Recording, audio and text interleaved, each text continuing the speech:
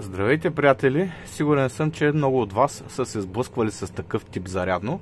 Това е Parkside, зарядно за 20 волтови батерии. Специално този модел е 2,4 амперов.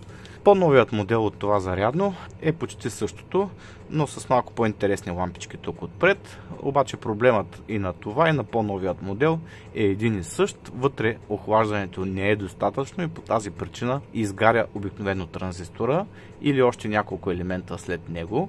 Сега ще ви покажа как модифицирах това зарядно отново, за да предотвратя бъдещите проблеми с него. Тук трябва да се развият 4 болченца, 6-стенни в случая 2,5 мм.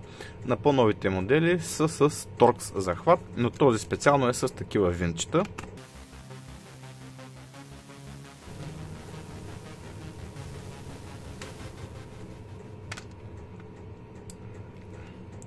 Ето какво се разкрива вътре. Сега ще откача тази буксичка, за да имаме по-добра видимост.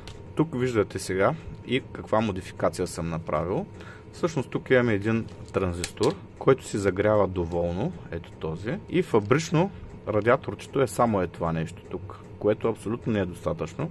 И особено когато батерията е по-разредена и я включим да се зарежда, тя в началото черпи доста висок ток, в случая 2,4 ампера си ги изпълва. И тук този елемент просто прегрява и обикновено след него изгаря и този елемент. Тук виждате и каква модификация съм направил аз. Понеже тук тези радиаторчета са заляти с лепило, което е доста здраво хванало, реших, че няма да си играя тук да развивам, да къртя лепилото, да слагам радиатори по някакъв друг начин.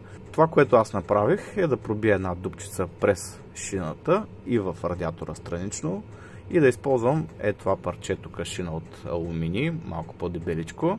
Между радиатора фабричния и пластината съм налял доволно количество термопроводима паста. Естествено тази паста не трябва да е прекалено много, защото когато е повече има отрицателен ефект. Използвал съм достатъчно, за да може тук да се осъществи добър контакт.